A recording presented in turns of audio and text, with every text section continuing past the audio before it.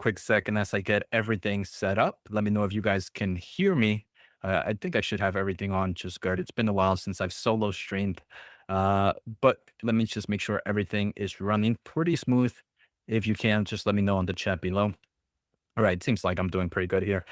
So yeah, we have NVIDIA GTC coming up. Let me just pull up NVIDIA stock, and then we're gonna pull up also the live stream, obviously, and I will be doing commentary whenever there's a quiet moment or anytime or after the GTC keynote. So let me just pull all those stuff up so we can get that up. GTC. So I hope everybody had a great day. I think yesterday was amazing, right? The stock market was killing it yesterday.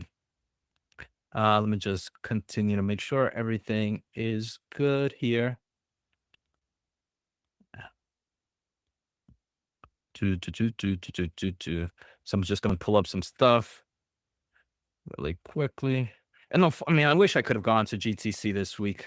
What's going on, Josh? Or what's going on? Dieter? Are you dieting, Dieter? I'm pretty sure. So let's see. Watch now. I know right now we are seeing kind of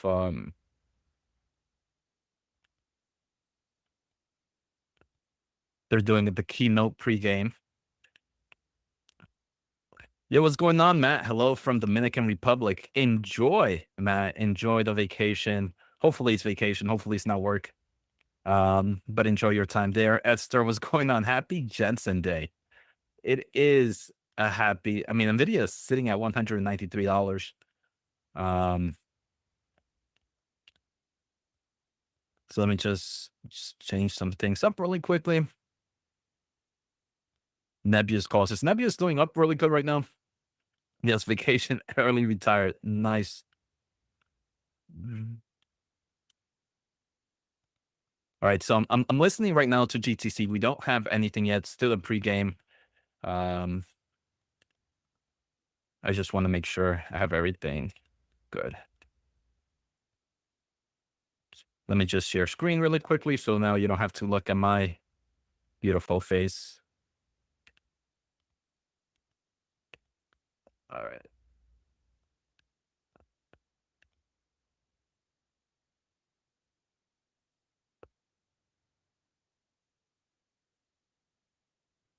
Excuse me, AI is now part of infrastructure. So just testing the sound. Can you guys hear it? Just to make sure once we have Jensen on, things are good. So let me know in the chat if things are looking good on sound or sound good on sound. DC. AI is critical to compete globally, right? And we need Washington on board. And so I do hope that they understand that or if I should put China it louder. is investing heavily, and if we don't want to fall behind, we need to remove the red tape. We need to enable investment, and that is the greatest thing that we could possibly do. So I would say building out data centers, so building power, enabling these data centers to be built. All right, so right now it's just the pregame. Kind of bottlenecks right now. I'll put it on a little bit later, and just to but yeah, GTC keynote, for those that are not familiar, this is going to be the second keynote GTC happening this year. Usually we only have one in California. I do believe this one is more going to be meant for sovereign AI. I do hope to see maybe an updated roadmap from NVIDIA, right? That's going to be crucial for me, especially since they announced kind of like that new chip, the CPX, kind of like an ASIC GPU. Yeah, it's, I think it's about a 2-hour keynote from Jensen. And yeah, hopefully a lot of information. So let's go back to the pregame here. Then let's go back to NVIDIA really quickly. Just, you have earnings coming up. Is there anything major that you're expecting from the earnings report? I know we're a few years, and you haven't written your look ahead yet, your preview, I should say. Right. But what would you be looking for? I think what's most important really is that NVIDIA is sold out not only 2025, they're sold out 2026. So they have perfect line of sight to what they're going to do. And, at a very high level, we think they can do $8 of earnings next year. Street's at $6.50. If we're right, this stock is way too cheap, and it's going to push higher. Do you benefit if you're right? Something like that? I wish. No, I'm just curious how it works behind the scenes. Like, do you get a big bonus if you're that much higher and you're right? But maybe that's an offline comment, not for the public. On that note, CJ Muse, thank you so much, guys. Back over to you. Thanks, man. So we got a quick question here from Shay here. What happens in GTC? So for those that are morningly AMD investors, pretty much the same thing that AMD does during their AI event, right? You kind of see partners coming in. You see Jensen pretty much talking for almost 2 hours, explaining roadmaps, explaining where the market is right now. So even if you're not an NVIDIA investor, maybe you might be bullish in AMD. You're gonna get a lot of information about just the overall ecosystem. Jensen also likes to talk about what's next in the AI space. So if you're curious of how close are we to the robotic space, how close are we to the agentic space, this is going to be a great place to kind of know about that.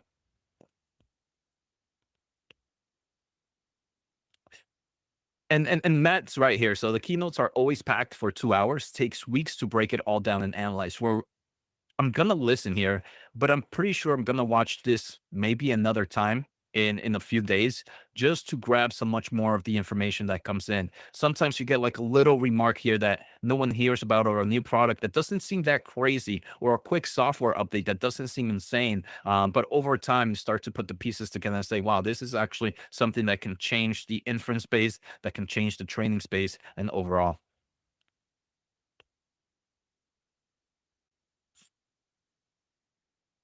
Your name and website kind of blocking your face. That's fine. I think the more important thing is my name and website.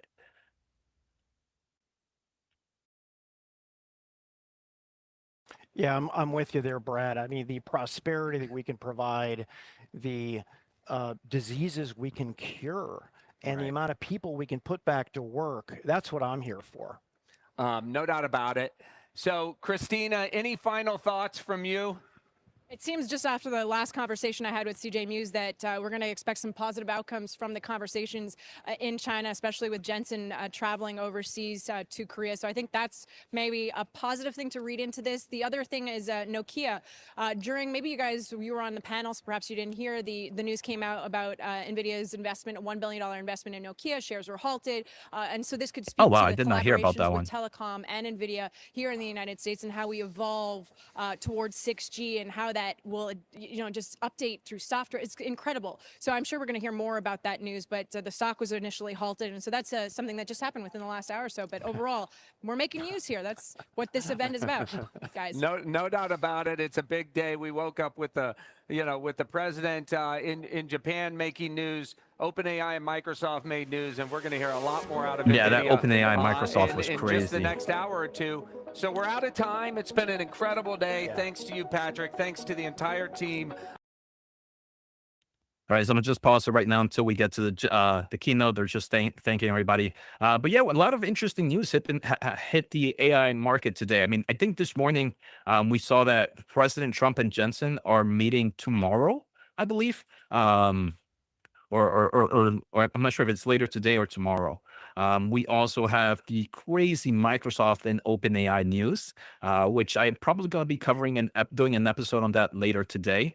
And like I mentioned, I didn't hear about that Nokia, the Nokia investment here from Nvidia.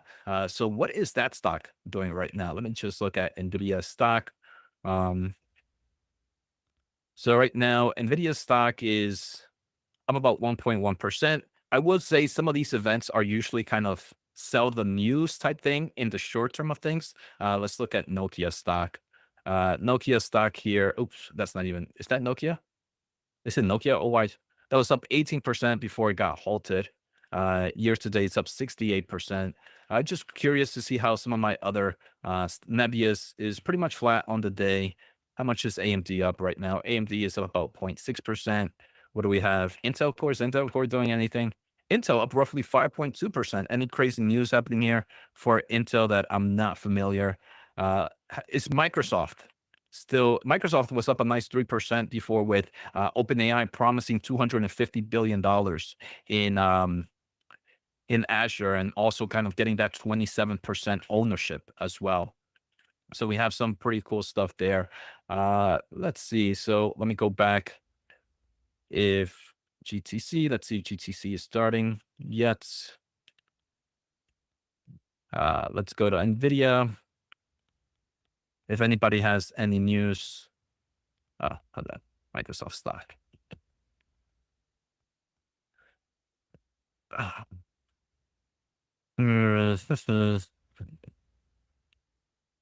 Let's see. NVIDIA. What am I looking for? NVIDIA. Let's go to YouTube. Because right now, does anybody know if the keynote is open yet?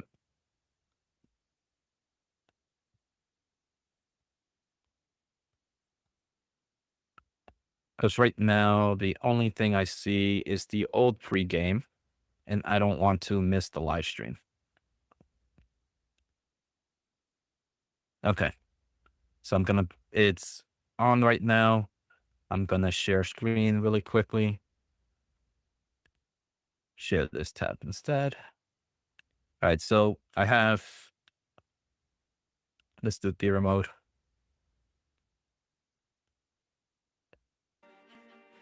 All right. So right now we just have music going on. And I'll take any questions at the moment. What's going on, To Glory? Let's see. We see Microsoft deal also can be huge for AMD, because if Microsoft owns 27% of OpenAI, that means they own 2.7% of AMD, which also means that's hopeful thinking. I don't know if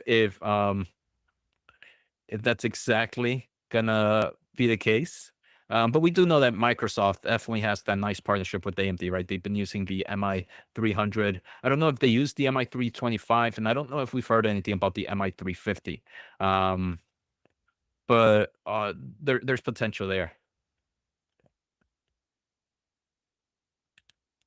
Yeah, the stream was a little bit weird because they were doing the pregame. I'm just going to make sure that this is live. Yeah, so we're live right now. And once it's open, I'll turn the volume up so we can hear it. Right now, there's just a lot of music happening. So anything else happening? Any others? What earnings are you guys more excited for tomorrow? We have Microsoft, we have Google, and I think we have Meta. If you guys can let me know in the comments, which one are you guys a little bit more excited about?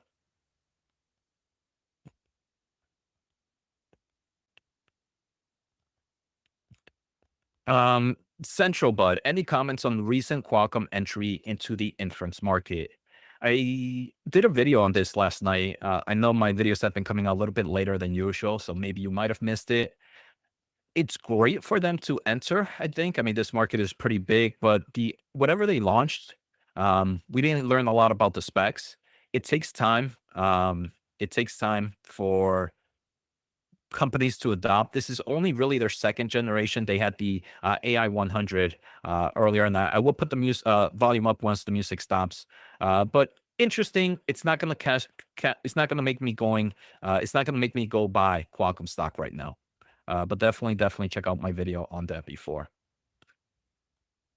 All right, so let me put up the mic and we can listen to this. Where invention shaped destiny. And technology helped dreams take flight. Let me know if volume is good or too loud or too low. The transistor was born, sparking the age of semiconductors and giving rise to Silicon Valley. Hedy Lamarr reimagined communication, paving the way for wireless connectivity. IBM's System 360 put a universal computer at the heart of industry. Intel's microprocessor drove the digital age forward. And Cray's supercomputers expanded the frontiers of science. So we think we're at the beginning of something with this technology. I increased the volume. Let me know if I need to do it higher. We're going to go just as fast as we can. Apple made computing personal. Hello, I am Macintosh. Microsoft opened the window to a new world of software. Long before the web, you've got mail. U.S. government researchers built ARPANET, connecting the first computers, the foundation for the internet. An iPod, a phone. Are you getting it? Then Apple again put 1,000 songs in your pocket and the internet in your hand. Every era, a leap. We choose to go to the moon in this decade and do the other things, not because they are easy, but because they are hard. Every leap, America led. Mark, Now, the next era is here, launched by a revolutionary new computing model. This is likely going to be the most important contribution we've made to the computer industry. It will likely be recognized as a revolution. Machine learning is a branch of artificial intelligence, computers that almost appear to think. The amount of computational resource is ultimately what's going to turbocharge this field. Artificial intelligence, the new industrial revolution. At its heart, NVIDIA GPUs, invented here in America. Like electricity and the internet, AI is essential infrastructure. Every company will use it, every nation will build it. Winning this competition will be a test of our capacities unlike anything since the dawn of the space age. And today, AI factories are rising, built in America. For scientists, engineers, and dreamers, across universities, startups, and industry. I think we want to try to reach new heights as a civilization, discovering the nature of the universe. And now, American innovators are clearing the way for abundance, saving lives, shaping vision into reality, lending us a hand, and delivering the future. We will soon power it all with unlimited clean energy. We will extend humanity's reach to the stars.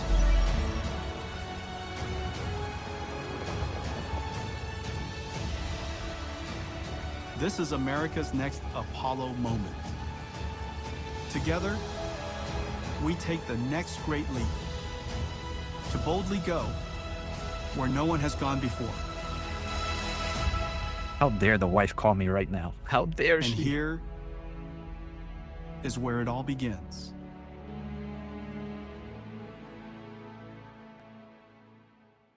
Welcome to the stage, NVIDIA founder and CEO, Jensen Huang.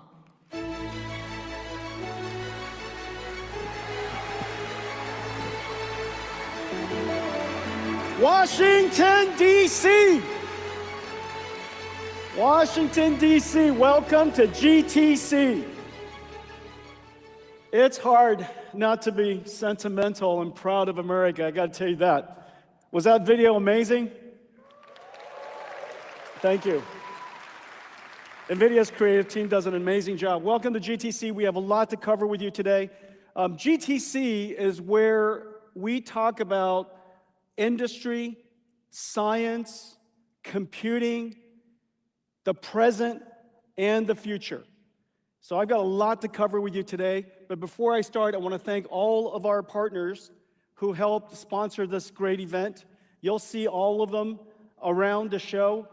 They're here to meet with you, and really great. We couldn't do what we do without all of our ecosystem partners. This is the Super Bowl of AI, people say, and therefore every Super Bowl should have an amazing pregame show. What do you guys think about the pregame show and our all-star athletes and all-star cast? Look at these guys. Somehow I turned out the buffest. What do you guys think? I don't know if I had something to do with that. NVIDIA invented a new computing model for the first time in 60 years, as you saw in the video. A new computing model rarely comes about.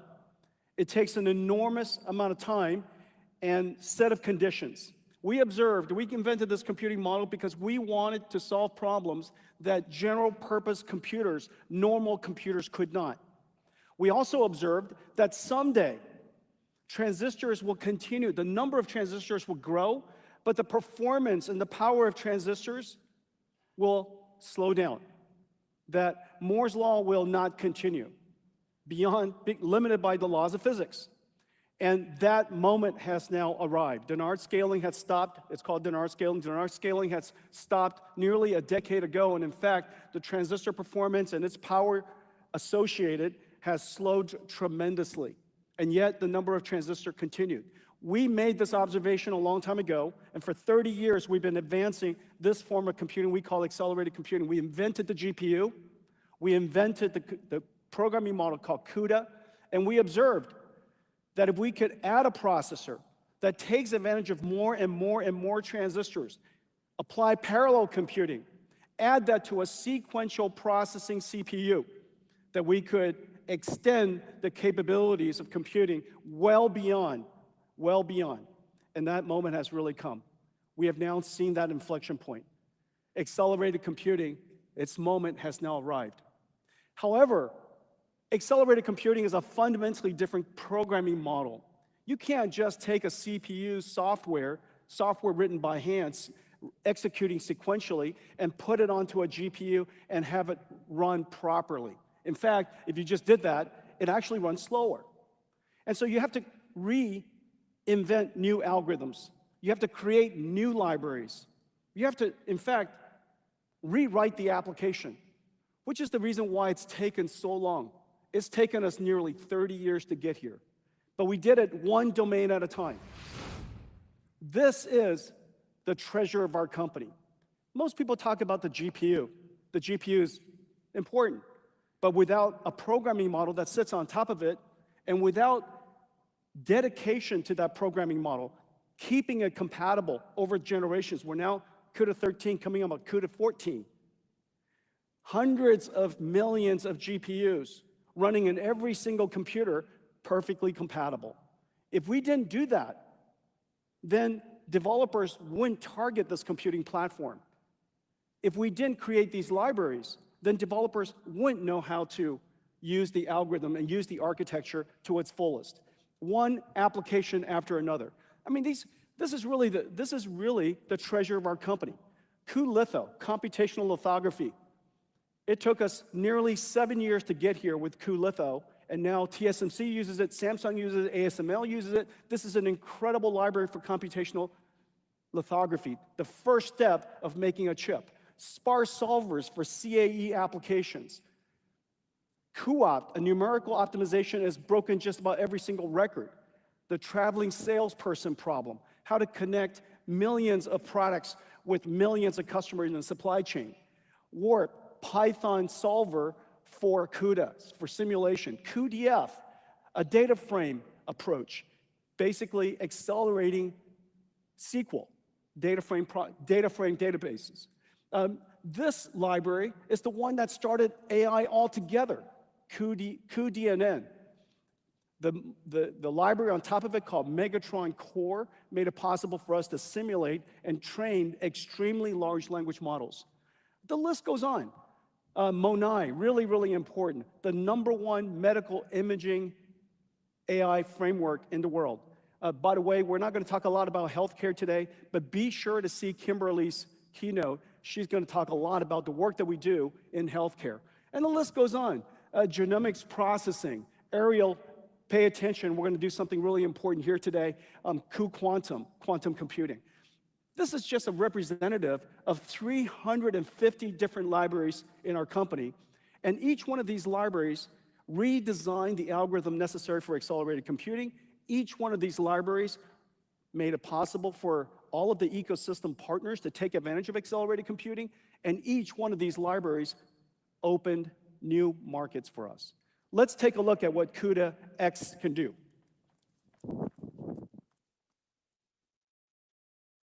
Ready, go!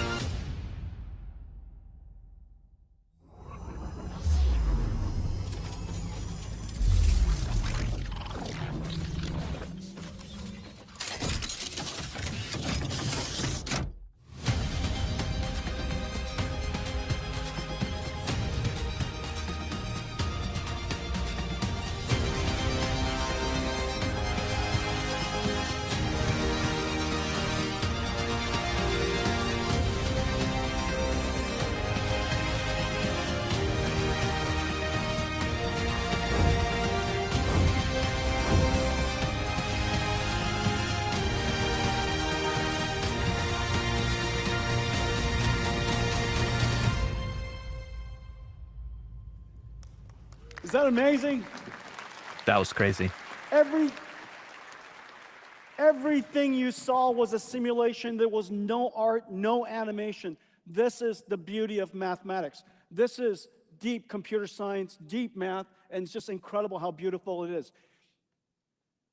Every industry was covered, from healthcare and life sciences to manufacturing, robotics, autonomous vehicles, computer graphics, even video games. That first shot that you saw was the first application NVIDIA ever ran.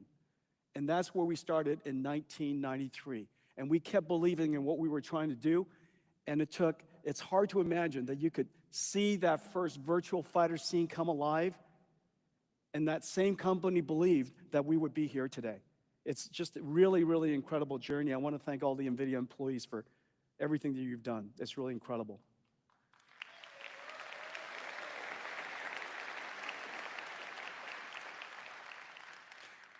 We have a lot of industries to cover today. I'm going to cover AI, 6G, quantum, models, enterprise computing, robotics, and factories. Let's get started. We have a lot to cover, a lot of big announcements to make, a lot of new partners that would very much surprise you. Telecommunications oh, wow. is the backbone, the lifeblood of our economy, our industries, our national security. And yet, ever since the beginning of wireless, where we defined the technology, we defined the global standards, we exported American technology all around the world so that the world can build on top of American technology and standards. It has been a long time since that's happened. Wireless technology around the world, largely today, deployed on foreign technologies. Our fundamental communication fabric built on foreign technologies. That has to stop.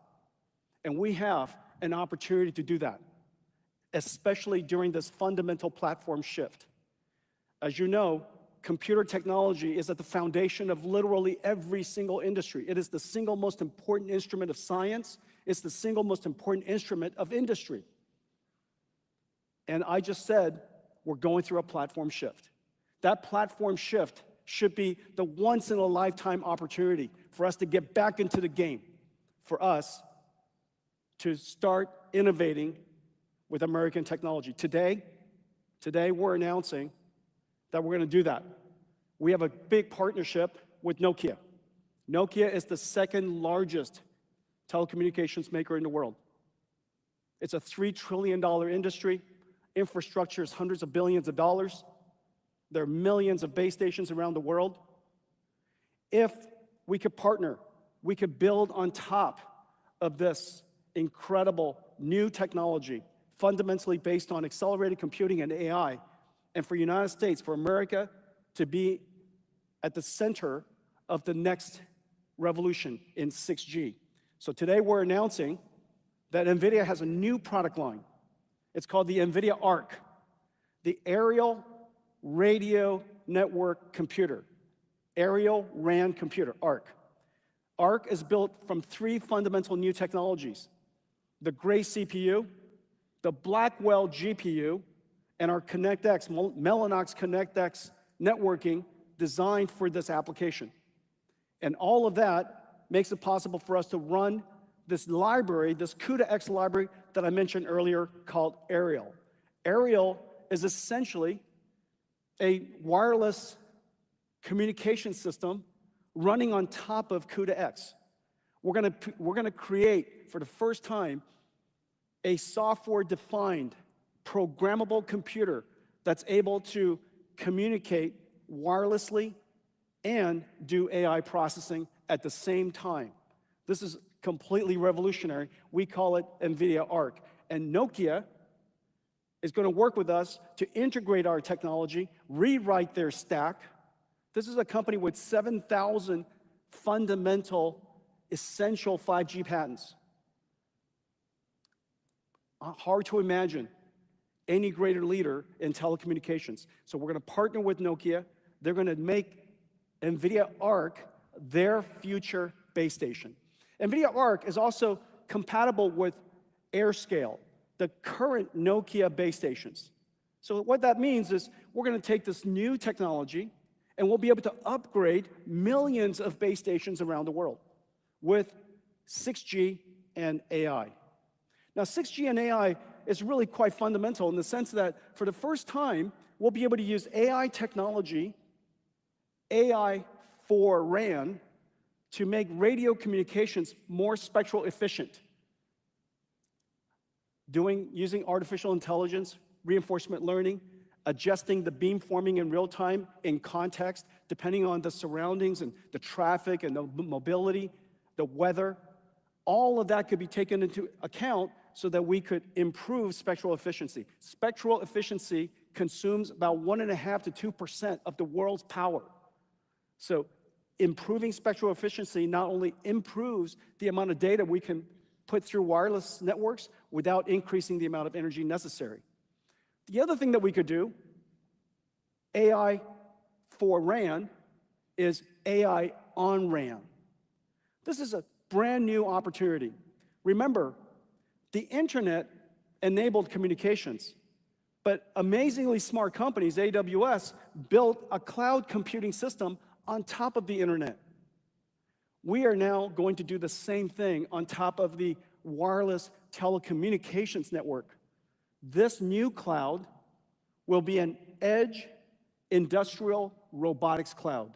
This is where AI on RAN, the first is AI for RAN to improve radio spectrum efficiency. The second is AI on RAN, essentially cloud computing for wireless telecommunications. Cloud computing will be able to go right out to the edge where data centers are not, because we have base stations all over the world. This announcement is really exciting. Justin Hodar, the CEO, I think he's somewhere in the room. Thank you for your partnership. Thank you for helping the United States bring telecommunication technology back to America. This is really a fantastic, fantastic partnership. Thank you very much.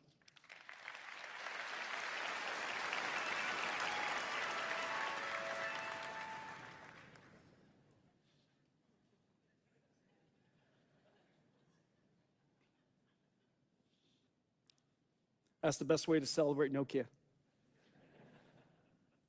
Let's talk about quantum computing.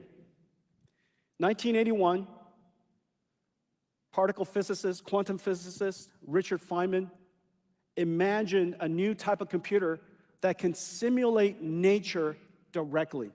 To simulate nature directly, because nature is quantum. He called it a quantum computer. 40 years later, the industry has made a fundamental breakthrough. 40 years later, just last year, a fundamental breakthrough. It is now possible to make one logical qubit. One logical qubit. One logical qubit that's coherent, stable, and error-corrected. In the past, now that one logical qubit consists of, could be sometimes tens, sometimes hundreds of physical qubits, all working together. As you know, qubits, these particles are incredibly fragile. They could be unstable very easily. Any observation, any sampling of it, any environmental condition causes it to become decoherent. And so it takes extraordinarily well-controlled environments and now also a lot of different physical qubits for them to work together and for us to do error correction on these, what are called auxiliary or syndrome qubits, for us to error correct them and infer what that logical qubit state is. There are all kinds of different types of quantum computers: superconducting, photonic, trapped ion, stable atom, all kinds of different ways to create a quantum computer. Well, we now realize that it's essential for us to connect a quantum computer directly to a GPU supercomputer so that we could do the error correction, so that we could do the artificial intelligence calibration and control of the quantum computer, and so that we could do simulations collectively, working together, the right algorithms running on the GPUs, the right algorithms running on the QPUs, and the two processors, the two computers working side by side. This is the future of quantum computing. Let's take a look. There are many ways to build a quantum computer. Each uses qubits, quantum bits, as its core building block. But no matter the method, all qubits, whether superconducting qubits, trapped ions, neutral atoms, or photons, share the same challenge. They're fragile and extremely sensitive to noise. Today's qubits remain stable for only a few hundred operations, but solving meaningful problems requires trillions of operations. The answer is quantum error correction. Measuring disturbs a qubit, which destroys the information inside it. The trick is to add extra qubits, entangle, so that measuring them gives us enough information to calculate where errors occurred without damaging the qubits we care about. It's brilliant, but needs beyond state-of-the-art conventional compute. That's why we built NVQLink, a new interconnect architecture that directly connects quantum processors with NVIDIA GPUs.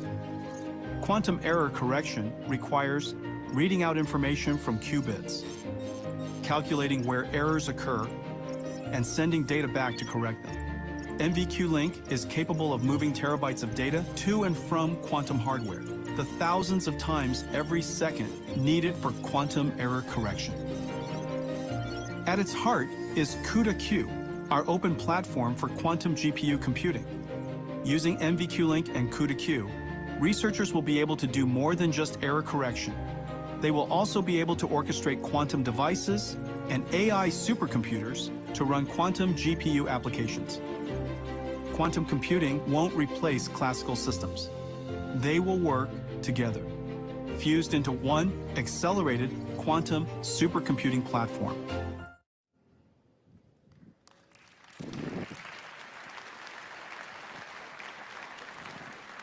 Wow, this is a really long stage.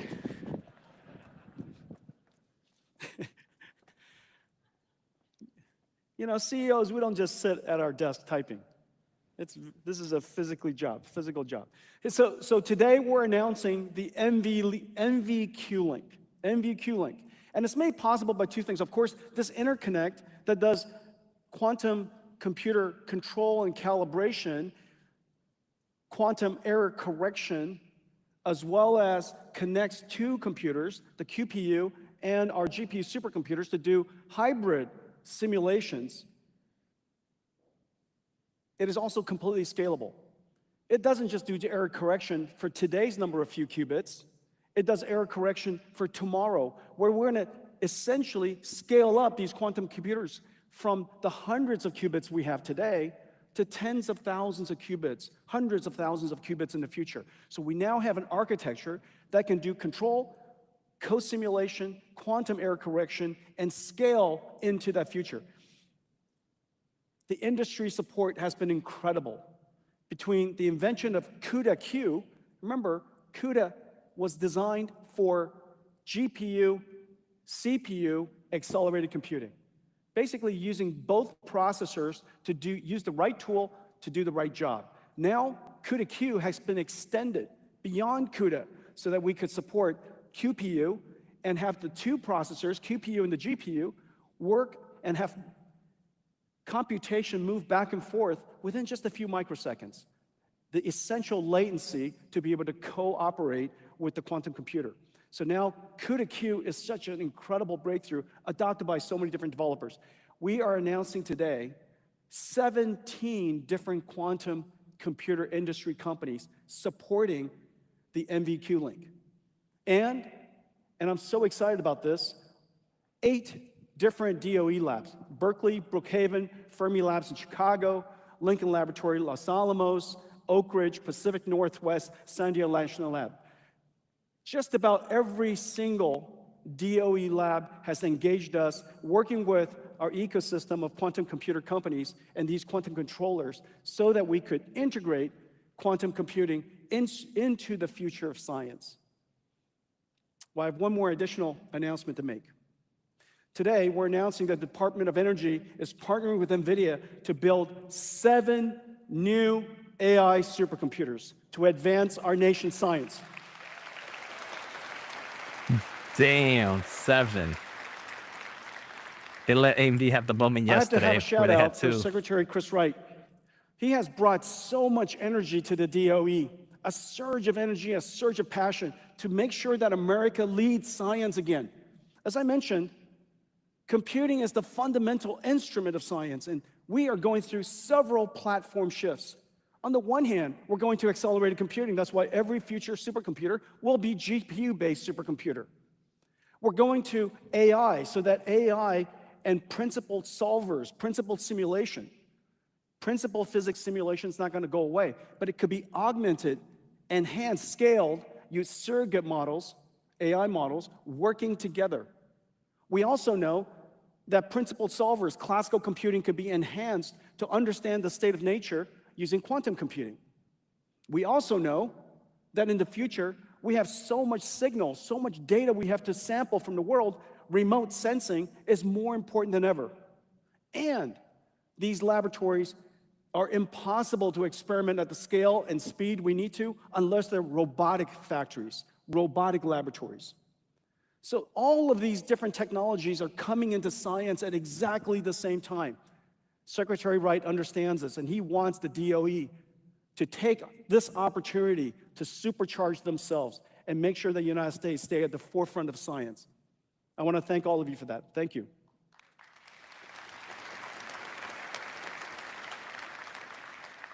Let's talk about AI. What is AI? Most people would say that AI is a chatbot, and it's rightfully so. There's no question that ChatGPT is at the forefront of what people would consider AI. However, just as you see right now, these scientific supercomputers are not going to run chatbots. They're going to do basic science. Science, AI, the world of AI is much, much more than a chatbot. Of course, the chatbot is extremely important, and AGI is fundamentally critical. Deep computer science, incredible computing, great breakthroughs are still essential for AGI. But beyond that, AI is a lot more. AI is, in fact, I'm going to describe AI in a couple different ways. The first way you think about AI is that it has completely reinvented the computing stack. The way we used to do software was hand coding software running on CPUs. Today, AI is machine learning, training, data-intensive programming, if you will, trained and learned by AI that runs on a GPU. In order to make that happen, the entire computing stack has changed. Notice, you don't see Windows up here. You don't see CPU up here. You see a whole fundamentally different stack. Everything from the need for energy. And this is another area where our administration, President Trump, deserves enormous credit. His pro-energy initiative, his recognition that this industry needs energy to grow. It needs energy to advance, and we need energy to win. His recognition of that and putting the weight of the nation behind pro-energy growth completely changed the game. If this didn't happen, we could have been in a bad situation. And I want to thank President Trump for that.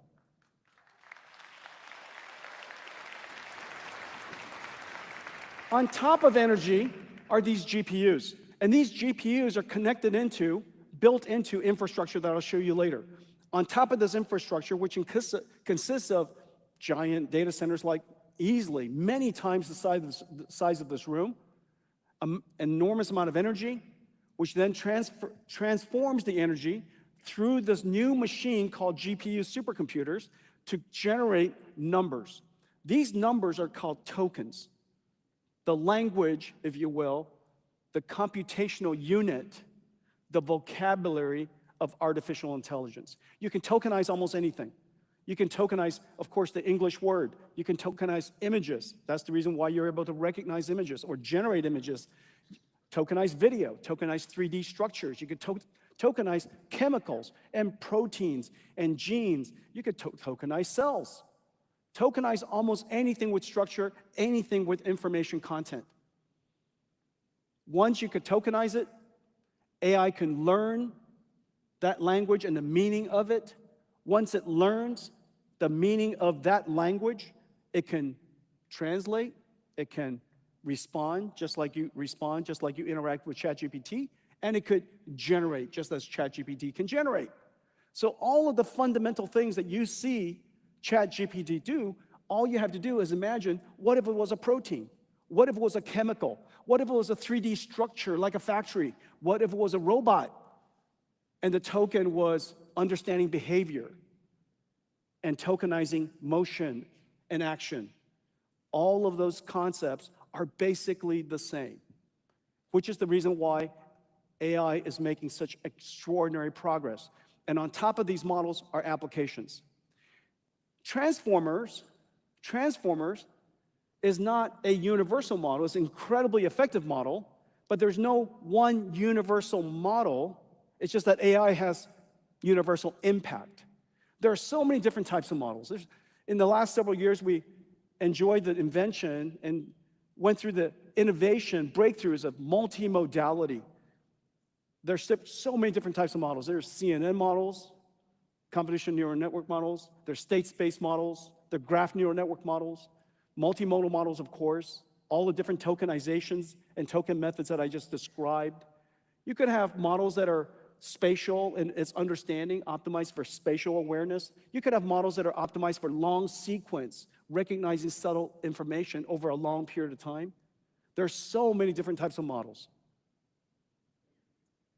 On top of these models, architectures, on top of these model architectures are applications. The software of the past, and this is a profound understanding, a profound observation of artificial intelligence, that the software industry of the past was about creating tools. Excel is a tool.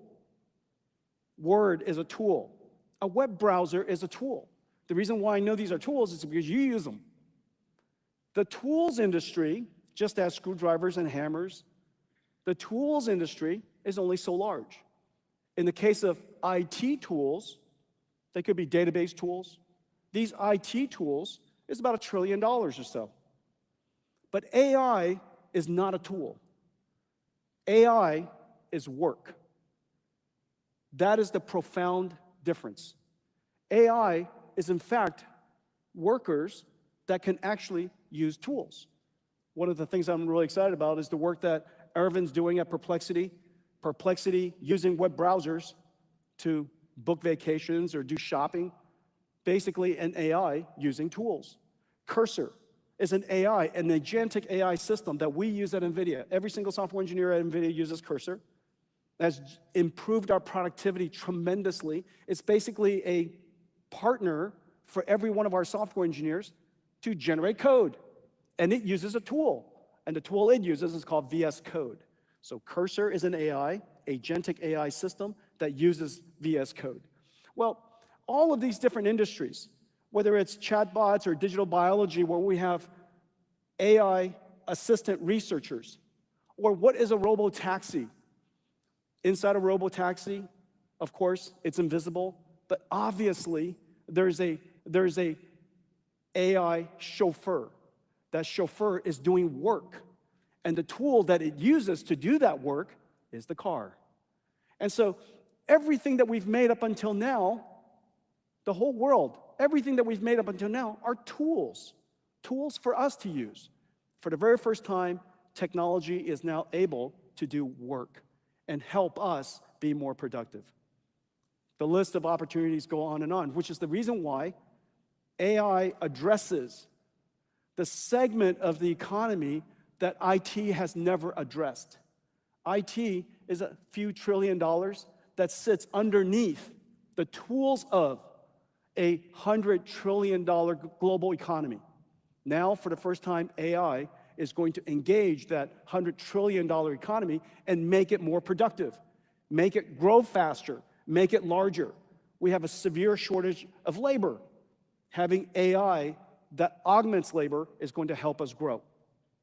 Now, what's interesting about this from a technology industry perspective also is that in addition to the fact that AI is new technology that addresses new segments of the economy, AI in itself is also a new industry. This token, as I was explaining earlier, these numbers, after you tokenize all these different modalities of information, There's a factory that needs to produce these numbers. Unlike the computer industry and the chip industry of the past.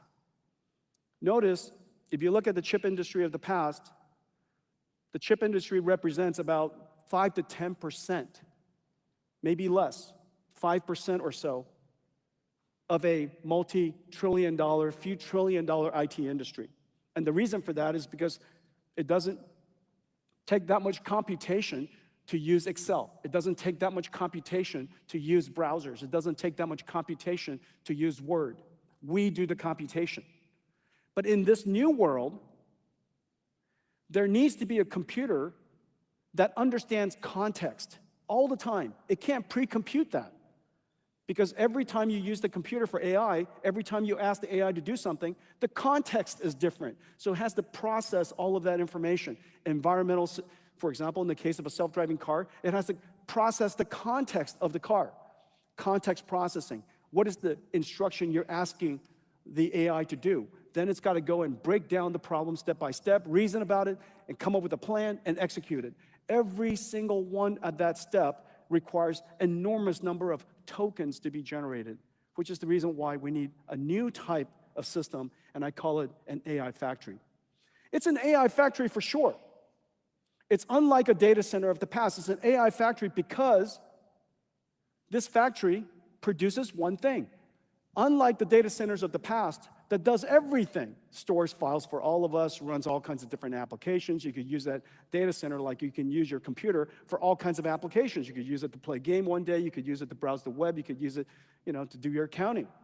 And so that is a computer of the past, a universal general purpose computer. The computer I'm talking about here is a factory. It runs basically one thing. It runs AI, and its purpose is designed to produce tokens that are as valuable as possible, meaning they have to be smart. And you want to produce these tokens at incredible rates, because when you ask an AI for something, you would like it to respond. And notice, during peak hours, these AIs are now responding slower and slower because it's got a lot of work to do for a lot of people. And so you wanted to produce valuable tokens at incredible rates, and you wanted to produce it cost effectively. Every single word that I used are consistent with an AI factory, with a car factory, or any factory. It is absolutely a factory. And these factories never existed before. And inside these factories are mountains and mountains of chips. Which brings to today. What happened in the last couple of years? And in fact, what happened this last year? Something fairly profound happened this year, actually. If you look, in the beginning of the year, everybody has some attitude about AI. That attitude is generally, this is going to be big, it's going to be the future, and somehow, a few months ago, it kicked into turbocharge. And the reason for that is several things. The first is that we, in the last couple of years, have figured out how to make AI much, much smarter. Rather than just pre-training basically says, let's take all of the information that humans have ever created, let's give it to the AI to learn from. It's essentially memorization and generalization. It's not unlike going to school back when we were kids. The first stage of learning. Pre-training was never meant, just as preschool was never meant to be the end of education. Pre-training, preschool, was simply teaching you the basic skills of intelligence so that you can understand how to learn everything else.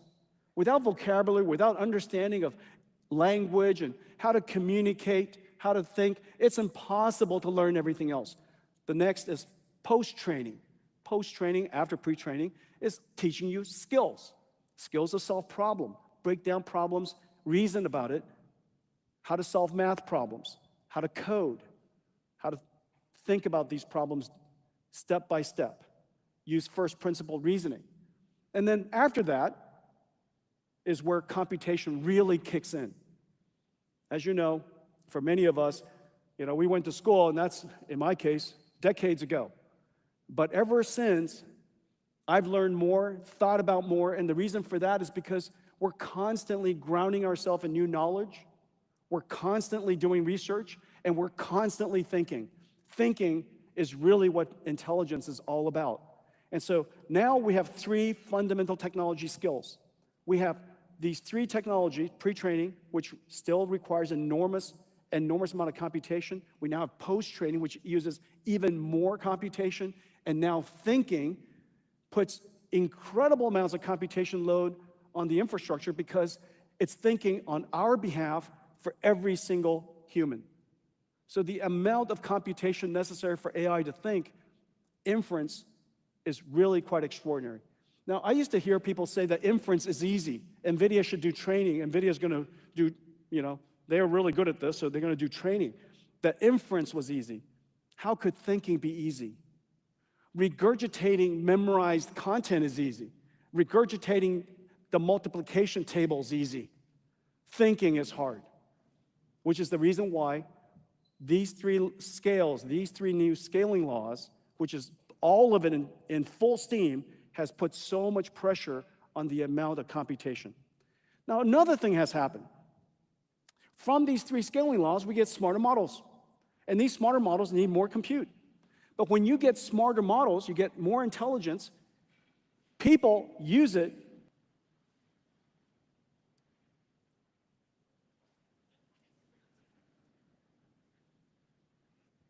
If anything happens, I want to be the first one out. Just kidding. I'm sure it's fine. Probably just lunch. My stomach. Was that me? And so where was I? The smarter your models are, the more people use it. It's now more grounded. It's able to reason. It's able to solve problems it never learned how to solve before because it could do research. Go learn about it, come back, break it down, reason about how to answer your question, how to solve your problem, and go off and solve it. The amount of thinking is making the models more intelligent. The more intelligent it is, the more people use it. The more intelligent it is, the more computation is necessary. But here's what happened. This last year, the AI industry turned a corner, meaning that the AI models are now smart enough, they're worthy to pay for. NVIDIA pays for every license of Cursor, and we gladly do it. We gladly do it because Cursor is helping a several $100,000 employee software engineer or AI researcher be many, many times more productive. So of course we'd be more than happy to do that. These AI models have become good enough that they are worthy to be paid for. Cursor, 11 Labs, Synthesia, Abridge, Open Evidence, the list goes on. Of course, OpenAI, of course, Claude. These models are now so good that people are paying for it. And because people are paying for it and using more of it, and every time they use more of it, you need more compute, we now have two exponentials. These two exponentials, one is the exponential compute requirement of the three scaling law. And the second exponential, the smarter it is, the more people use it, the more computing it needs. Two exponentials now putting pressure on the world's computational resource. At exactly the time when I told you earlier that Moore's Law has largely ended. And so the question is, what do we do? If we have these two exponential demands growing, and if we don't find a way to drive the cost down, then this positive feedback system, this circular feedback system, essentially called the virtuous cycle, essential for almost any industry, essential for any platform industry. It was essential for NVIDIA. We have now reached the virtuous cycle of CUDA. The more applications people create, the more valuable CUDA is. The more valuable CUDA is, the more CUDA computers are purchased. The more CUDA computers are purchased, more developers want to create applications for it. That virtuous cycle for NVIDIA has now been achieved after 30 years. We have achieved that also. 15 years later, we've achieved that for AI. AI has now reached the virtuous cycle. And so the more you use it, because the AI is smart and we pay for it, the more profit is generated, the more compute's put on the grid, the more compute is put into AI factories, the more the AI becomes smarter, the smarter, more more people use it, more applications use it, the more problems we can solve. This virtual cycle is now spinning. What we need to do is drive the cost down tremendously so that, one, the user experience is better. When you prompt the AI, it responds to you much faster. And two, so that we keep this virtual cycle going by driving its cost down so that it could get smarter, so that more people will use it, so that so on and so forth. That virtual cycle is now spinning. But how do we do that when Moore's law has really reached this limit? Well, the answer is called co-design. You can't just design chips and hope that things on top of it is going to go faster. The best you could do in designing chips is add, I don't know, 50% more transistors every couple of years. And if you added more transistors, we can add more transistors, and TSMC's got a lot of transistor, incredible company. We'll just keep adding more transistors. However, that's all in percentages, not exponentials. We need to compound exponentials to keep this virtual cycle going. We call it extreme co-design. NVIDIA is the only company in the world today that literally starts from a blank sheet of paper and can think about new fundamental architecture, computer architecture, new chips, new systems, new software, new model architecture, and new applications all at the same time. So many of the people in this room are here because you're different parts of that layer, different parts of that stack and working with NVIDIA. We fundamentally re-architect everything from the ground up. And then, because AI is such a large problem, we scale it up. We created a whole computer, a computer for the first time that has scaled up into an entire rack. That's one computer, one GPU. And then we scale it out by inventing a new AI Ethernet technology we call Spectrum-X Ethernet. Everybody will say Ethernet's Ethernet. Ethernet's hardly Ethernet. Ethernet, Spectrum-X Ethernet, is designed for AI performance, and it's the reason why it's so successful. And even that's not big enough. We'll fill this entire room of AI supercomputers and GPUs. That's still not big enough because the number of applications and the number of users for AI is continuing to grow exponentially, and we connect multiple of these data centers together, and we call that scale across. Spectrum XGS, gigascale, Spectrum X gigascale, XGS. By doing so, we do co-design at such an enormous level, such an extreme level, that the performance benefits are shocking. Not 50% better each generation, not 25% better each generation, but much, much more. This is the most extreme co-designed computer we've ever made, and quite frankly, made in modern times. Since the IBM System 360, I don't think a computer has been ground up, reinvented like this ever. This system was incredibly hard to create. I'll show you the benefits in just a second. But essentially what we've done, we've created, otherwise, hey Janine, you can come out. You have to meet me like halfway. All right, so this is kind of like Captain America's shield. So NVLink 72, if we were to create one giant chip, one giant GPU, this is what it would look like. This is the level of wafer scale processing we would have to do. It's incredible. All of these chips are now put into one giant rack. Did I do that or did somebody else do that?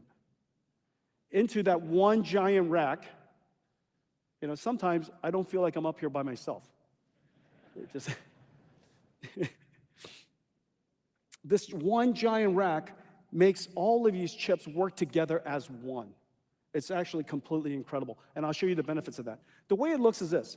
So, thanks, Janine. I like this. Yeah. All right, ladies and gentlemen, Janine Paul.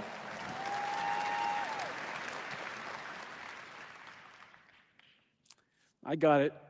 In the future, next I'm just going to go like Thor.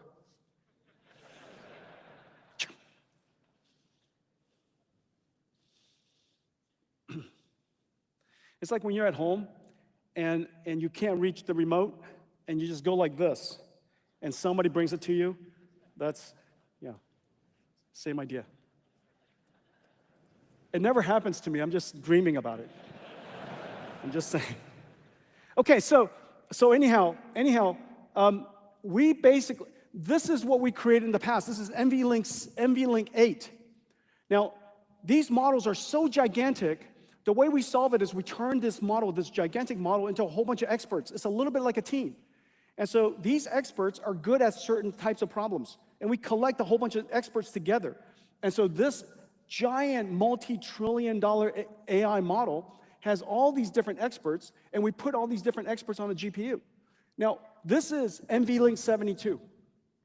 We could put all of the chips into one giant fabric, and every single expert can talk to each other. So the master, the primary expert, could talk to all of the distributed work and all of the necessary context and prompts and bunch of data that we have to, bunch of tokens that we have to send to all of the experts. The experts would, whichever one of the experts are selected to solve the answer, would then go off and try to respond, and then it would go off and do that layer after layer after layer. Sometimes 8, sometimes 16, and sometimes these experts, sometimes 64, sometimes 256. But the point is, there are more and more and more experts. Well, here, NVLink 72, we have 72 GPUs. And because of that, we could put 4 experts in one GPU. The most important thing you need to do for each GPU is to generate tokens, which is the amount of bandwidth that you have in HBM memory. We have one GPU generating thinking for 4 experts, versus here, because each one of the computers can only put 8 GPUs, we have to put 32 experts into one GPU. So this one GPU has to think for 32 experts, versus this system, each GPU only has to think for 4. And because of that, the speed difference is incredible. And this just came out. This is the benchmark done by SemiAnalysis. They do a really, really thorough job. And they benchmarked all of the GPUs that are benchmarkable. And it turns out it's not that many. If you look at the list of GPUs you could actually benchmark, is like 90% NVIDIA. Okay? So we're comparing ourselves to ourselves, but the second best GPU in the world is the H200 and runs all the workload.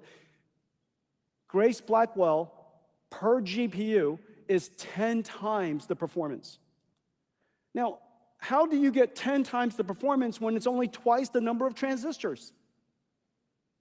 Well, the answer is extreme co-design.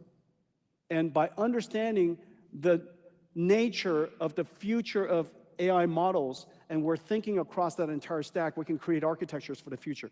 This is a big deal. It says we can now respond a lot faster, but this is an even bigger deal. This next one, look at this. This says that the lowest cost tokens in the world are generated by Grace Blackwell NVLink 72, the most expensive computer. On the one hand, GB200 is the most expensive computer. On the other hand, its token generation capability is so great that it produces it at the lowest cost, because the tokens per second divided by the total cost of ownership of Grace Blackwell is so good. It is the lowest cost way to generate tokens. By doing so, delivering incredible performance, 10 times the performance, delivering 10 times lower cost, that virtuous cycle can continue. Which then brings me to this one. I just saw this literally yesterday. This is the CSP CAPEX. People are asking me about CAPEX these days, and this is a good way to look at it. In fact, the CAPEX of the top 6 CSPs, and this one is Amazon, CoreWeave, Google, Meta, Microsoft, and Oracle. Okay, these CSPs together are going to invest this much in CAPEX, and I would tell you the timing couldn't be better. And the reason for that is now we have the Grace Blackwell NVLink 72 in all volume production, supply chain everywhere in the world is manufacturing it, so we can now deliver to all of them this new architecture so that the CAPEX invests in instruments, computers, that deliver the best TCO. Now, underneath this, there are 2 things that are going on. So when you look at this, is actually fairly extraordinary. It's fairly extraordinary anyhow. But what's happening underneath is this. There are two platform shifts happening at the same time.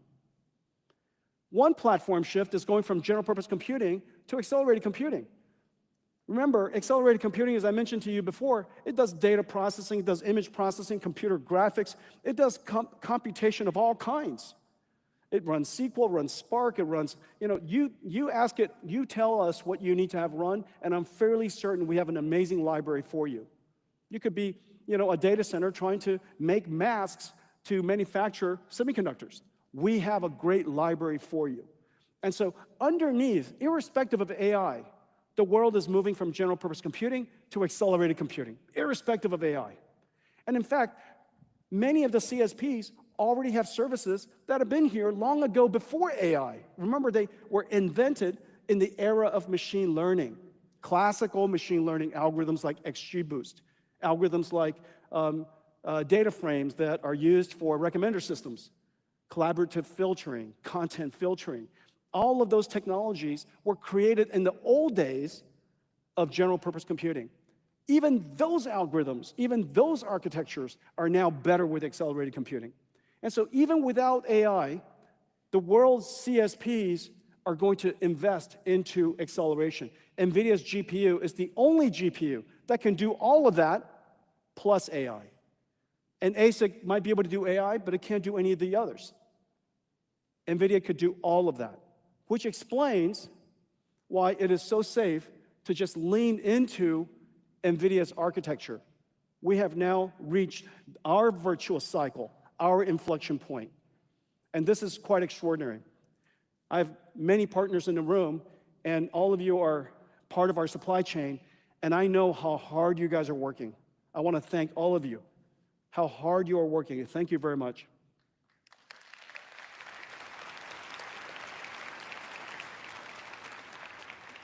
Now I'm going to show you why. This is what's going on in our company's business. We're seeing extraordinary growth for Grace Blackwell for all the reasons that I just mentioned. It's driven by two exponentials. We now have visibility. I think we're probably the first technology company in history to have visibility into $500 billion of cumulative Blackwell and early ramps of Reuben. That is wild. Visibility more than half. What the freak? And as you know, 2025 is not over yet, and 2026 hasn't started. This is how much business is on the books. $500 billion worth so far. Now this is, out of that, we've already shipped 6 million of the Blackwells in the first several quarters, I guess the first 4 quarters of production, 3.5 quarters of production. We still have 1 more quarter to go for 2025, and then we have 4 quarters. So the next 5 quarters, there's $500 billion, $500 billion. That's 5 times the growth rate of Hopper. That kind of tells you something. This is Hopper's entire life. This doesn't include China and Asia, so this is just the West. Okay, this is just the West. So Hopper, in its entire life, 4 million GPUs. Blackwell, each one of the Blackwells has 2 GPUs in it in one large package. 20 million GPUs of Blackwells in the early parts of Reuben. Incredible growth. So I want to thank all of our supply chain partners, everybody. I know how hard you guys are working. I made a video to celebrate your work. Let's play it.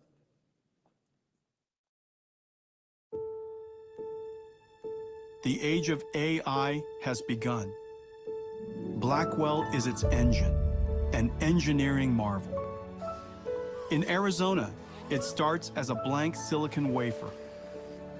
Hundreds of chip processing and ultraviolet lithography steps build up each of the 200 billion transistors, layer by layer on a 12-inch wafer. In Indiana, HBM stacks will be assembled in parallel. HBM memory dies with 1,024 IOs are fabricated using advanced EUV technology. Through silicon via is used in the backend to connect 12 stacks of HBM memory and base die to produce HBM. Meanwhile, The wafer is scribed into individual Blackwell die, tested and sorted, separating the good dies to move forward. The chip-on-wafer on substrate process attaches 32 Blackwell dies and 128 HBM stacks on a custom silicon interposer wafer. Metal interconnect traces are etched directly into it, connecting Blackwell GPUs and HBM stacks into each system and package unit, locking everything into place. Then the assembly is baked, molded, and cured, creating the GB300 Blackwell Ultra superchip. In Texas, robots will work around the clock to pick and place over 10,000 components onto the Grace Blackwell PCB. In California, Connect X8 Super NICs for scale-out communications and Bluefield 3 DPUs for offloading and accelerating networking, storage, and security are carefully assembled into GB300 compute trays. NVLink is the breakthrough high-speed link that NVIDIA invented to connect multiple GPUs and scale up into a massive virtual GPU. The NVLink switch tray is constructed with NVLink switch chips, providing 14.4 terabytes per second of all-to-all bandwidth. NVLink spines form a custom blind-mated backplane with 5,000 copper cables connecting all 72 Blackwells, or 144 GPU dies, into one giant GPU, delivering 130 terabytes per second of all-to-all bandwidth, nearly the global internet's peak traffic. Skilled technicians assemble each of these parts into a rack-scale AI supercomputer. In total, 1.2 million components, 2 miles of copper cable, 130 trillion transistors, weighing nearly 2 tons. From silicon in Arizona and Indiana to systems in Texas, Blackwell and future NVIDIA AI factory generations will be built in America. Writing a new chapter in American history and industry, America's return to making and reindustrialization, reignited by the age of AI. The age of AI has begun. Made in America.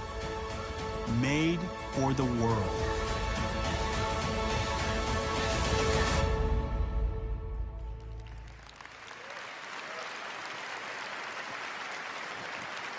We are manufacturing in America again. It is incredible. The first thing that President Trump asked me for is bring manufacturing back. Bring manufacturing back because it's necessary for national security. Bring manufacturing back because we want the jobs, we want that part of the economy. And 9 months later, we are now manufacturing in full production Blackwell in Arizona.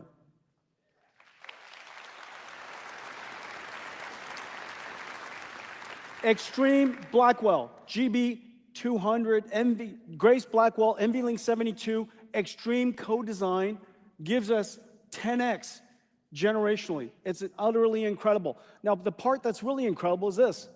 This is the first AI supercomputer we made. This is in 2016 when I delivered it to a startup in San Francisco, which turned out to have been OpenAI. This was the computer. And in order to create that computer, we designed one chip. We designed one new chip. In order for us to do co-design now, look at all of the chips we have to do. This is what it takes. You're not going to take one chip and make a computer 10 times faster. That's not going to happen. The way to make computers 10 times faster, that we can keep increasing the performance exponentially, we can keep driving costs down exponentially, is extreme co-design and working on all these different chips at the same time. We now have Reuben back home. This is Reuben. This is the Vera Reuben and Reuben. Ladies and gentlemen, Reuben.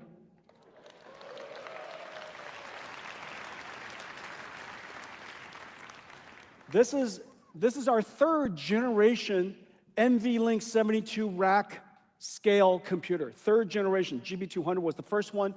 All of our partners around the world, I know how hard you guys worked. It was insanely hard. It was insanely hard to do. Second generation, so much smoother. And this generation, look at this, completely cableless. Completely cableless. And this is all back in the lab now. This is the next generation Reuben. While we're shipping GB300s, we're preparing Reuben to be in production, this time next year, maybe slightly earlier. And so every single year, we are going to come up with the most extreme co-design system so that we can keep driving up performance and keep driving down the token generation cost. Look at this. This is just an incredibly beautiful computer. Now, so this is amazing. This is 100 petaflops. I know it doesn't mean anything. 100 petaflops. But compared to the DGX1 I delivered to OpenAI 10 years ago, 9 years ago, it's 100 times the performance right here versus 100 times of that supercomputer. 100 times 100 of those, let's see, 100 of those would be like 25 of these racks, all replaced by this one thing. One Vera Rubin. Okay, so this is the compute tray, and this is, so Vera Rubin super chip, okay? And this is the compute tray, this up right here. It's incredibly easy to install. Just flip these things open, shove it in. Even I could do it, okay? And this is the Vera Rubin compute tray. If you decide you wanted to add a special processor, we've added another processor. It's called a context processor because the amount of context that we give AIs are larger and larger. We wanted to read a whole bunch of PDFs before it answered a question. We wanted to read a whole bunch of archive papers, watch a whole bunch of videos. Go learn all this before you answer a question for me. All of that context processing could be added. And so you see on the bottom, 8 ConnectX-9 new Super NICs. You have CPXs, 8 of them. You have Bluefield 4, this new data processor, 2 Vera CPUs, and 4 Reuben packages, or 8 Reuben GPUs.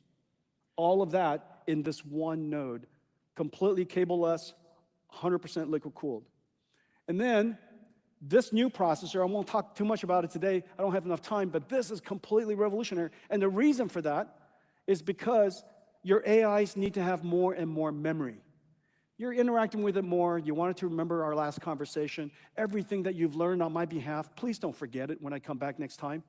And so all of that memory is going to create this thing called KV caching, and that KV caching, retrieving it, you might have noticed, every time you go into your AIs these days, it takes longer and longer to refresh and retrieve all of the previous conversations. And the reason for that is that we need a revolutionary new processor, and that's called Bluefield 4. Next is the ConnectX switch, the NVLink switch, which is right here. Okay, this is the NVLink switch. This is what makes it possible for us to connect all of the computers together, and this switch is now several times the bandwidth of the entire world's peak internet traffic. And so that spine is going to communicate and carry all of that data simultaneously to all of the GPUs. On top of that, this is the Spectrum X switch, and this Ethernet switch was designed so that all of the processors could talk to each other at the same time and not gum up the network. Gum up the network, that's very technical. Okay, so these are these three combined, and then this is the quantum switch. This is for InfiniBand, this is Ethernet. We don't care what language you would like to use, whatever standard you like to use, we have great scale-out fabrics for you, whether it's InfiniBand or quantum or Spectrum. Ethernet, this one uses silicon photonics and is completely co-packaged options. Basically, the laser comes right up to the silicon and connects it to our chips. Okay, so this is the Spectrum X Ethernet. And so now let's talk about thank you. Oh, this is what it looks like. This is a rack. This is 2.5, this is 2 tons, 1.5 2.5 million parts. And the spine, this spine right here, carries the entire internet traffic in 1 second. Same speed, moves it across all of these different processors. 100% liquid cooled. All for the, fastest token generation rate in the world. Okay, so that's what a rack looks like. Now, that's one rack. A gigawatt data center would have, call it, let's see, 16 racks would be 1,000, and then 500 of those. So whatever, 500 times 16. And so call it 9,000 of these, 8,000 of these would be a 1 gigawatt data center. Okay? And so that's a future AI factory. Now, as you notice, NVIDIA started out by designing chips, and then we started to design systems, and we designed AI supercomputers. Now we're designing entire AI factories. Every single time we move out and we integrate more of the problem to solve, we come up with better solutions. We now build entire AI factories. This AI factory is what we're building for Vera Reuben, and we created a technology that makes it possible for all of our partners to integrate into this factory digitally. Let me show it to you.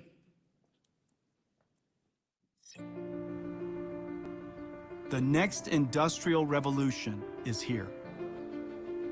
And with it, a new kind of factory.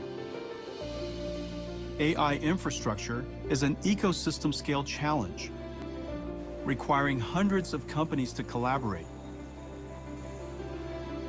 NVIDIA Omniverse DSX is a blueprint for building and operating gigascale AI factories. For the first time, the building, power, and cooling are co-designed with NVIDIA's AI infrastructure stack. It starts in the Omniverse digital twin. Jacobs Engineering optimizes compute density and layout to maximize token generation according to power constraints. They aggregate SIM-ready OpenUSD assets from Siemens, Schneider Electric, Trane, and Vertiv into PTC's product lifecycle management. Then simulate thermals and electricals with CUDA accelerated tools from ETAP and Cadence. Once designed, NVIDIA partners like Bechtel and Vertiv deliver prefabricated modules, factory-built, tested, and ready to plug in. This shrinks build time significantly, achieving faster time to revenues. When the physical AI factory comes online, the digital twin acts as an operating system.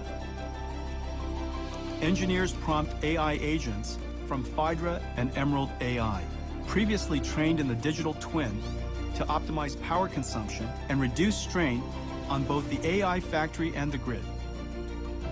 In total, for a 1 gigawatt AI factory, DSX optimizations can deliver billions of dollars in additional revenue per year. Across Texas, Georgia, and Nevada, NVIDIA's partners are bringing DSX to life. In Virginia, NVIDIA is building an AI factory research center using DSX to test and productize Vera Reuben, from infrastructure to software. With DSX, NVIDIA partners around the world can build and bring up AI infrastructure faster than ever.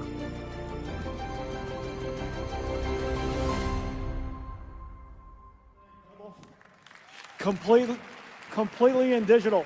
Long before Vera Reuben exists as a real computer, we've been using it as a digital twin computer. Now, long before these AI factories exist, we will use it, we will design it, we'll plan it, we'll optimize it, and we'll operate it as a digital twin. And so all of our partners that are working with us, I'm incredibly happy for all of you supporting us, and Geo is here, and Vernova is here, Schleider. I think Olivier's here, Olivier Blum is here. Siemens, incredible partners, okay? Roland Bush, I think he's watching. Hi, Roland. And so anyways, really, really great partners working with us. In the beginning, we had CUDA, and we have all these different ecosystems of software partners. Now we have Omniverse DSX, and we're building AI factories. And again, we have these incredible ecosystem of partners working with us. Let's talk about models. Open source models particularly. In the last couple of years, several things have happened. One, open source models have become quite capable because of reasoning capabilities.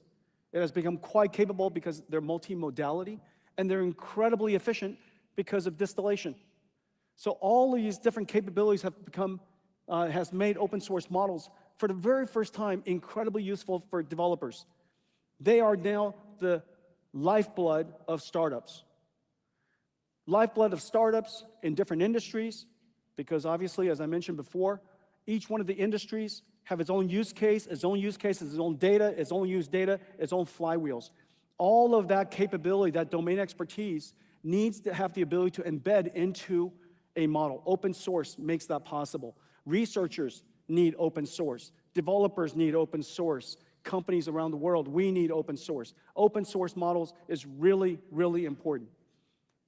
The United States has to lead in open source as well. We have amazing proprietary models. We need also amazing open source models. Our country depends on it. Our startups depend on it. And so NVIDIA is dedicating ourselves to go do that. We are now the largest, we lead in open source contribution. We have 23 models in leaderboards. We have all these different domains, from language models to physical AI models I'm going to talk about, robotics models to biology models. Each one of these models has enormous teams, and that's one of the reasons why we build supercomputers for ourselves, to enable all these models to be created. We have #1 speech model, #1 reasoning model, #1 physical AI model. The number of downloads is really, really terrific. We are dedicated to this, and the reason for that is because science needs it, researchers need it, startups need it, and companies need it.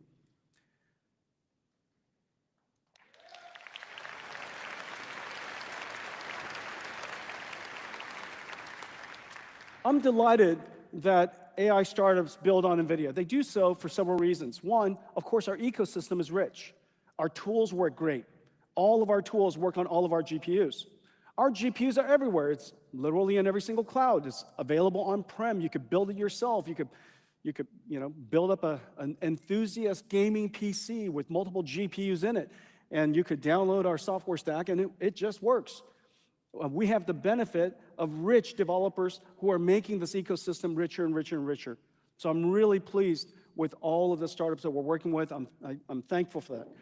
It is also the case that many of these startups are now starting to create even more ways to enjoy our GPUs. The CoreWeaves, Nscale, Nebius, Lambda, all of these companies, Crusoe, companies are building these new GPU clouds to serve the startups, and I really appreciate that. This is all possible because NVIDIA is everywhere. We integrate our libraries, all of the CUDA-X libraries I talked to you about, all the open source AI models that I talked about, all of the models that I talked about. We integrated into AWS, for example. Really love working with Matt.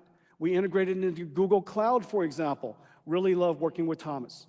Each one of these clouds integrate NVIDIA GPUs and our computing, our libraries, as well as our models. Love working with Satya over at Microsoft Azure. Love working with Clay at Oracle. Each one of these clouds integrate the NVIDIA stack. As a result, wherever you go, whichever cloud you use, it works incredibly. We also integrate NVIDIA libraries into the world's SaaS, so that each one of these SaaS will eventually become agentic SaaS. I love Bill McDermott's vision for ServiceNow. Yeah, there you go. I think that might have been Bill. Hi, Bill.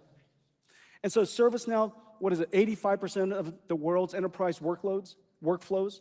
SAP, 80% of the world's commerce. Christian Klein and I are working together to integrate NVIDIA libraries, CUDA-X and NeMo and Nemotron, all of our AI systems into SAP.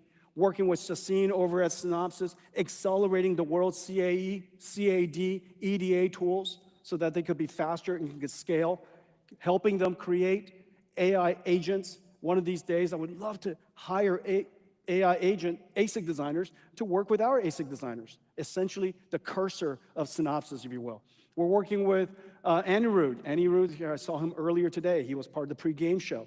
Cadence, doing incredible work, accelerating their stack, creating AI agents so that we can have Cadence AI ASIC designers and system designers working with us. Today, we're announcing a new one. AI will supercharge productivity. AI will transform just about every industry. But AI will also supercharge cybersecurity challenges, the bad AIs. And so we need an incredible defender. I can't imagine a better defender than CrowdStrike. George is here. He was here. Yep, I saw him earlier. We are partnering with CrowdStrike to make cybersecurity speed of light, to create a system that has cybersecurity AI agents in the cloud, but also incredibly good AI agents on-prem or at the edge. This way, whenever there's a threat, you are moments away from detecting it. We need speed, and we need a fast agentic AI, super smart AIs. I have a second announcement. This is the single fastest enterprise company in the world, probably the single most important enterprise stack in the world today, Palantir Ontology. Anybody from Palantir here? I was just talking to Alex earlier. This is Palantir Ontology. They take information, they take data, they take human judgment, and they turn it into business insight. We work with Palantir to accelerate everything Palantir does so that we could do data processing at a much, much larger scale and more speed, whether it's structured data of the past, and of course we'll have structured data, human recorded data, unstructured data, and process that data for our government, for national security, and for enterprises around the world, process that data at speed of light, and to find insight from it. This is what it's going to look like in the future. Palantir is going to integrate NVIDIA so that we could process at the speed of light and at extraordinary scale. Okay, NVIDIA and Palantir.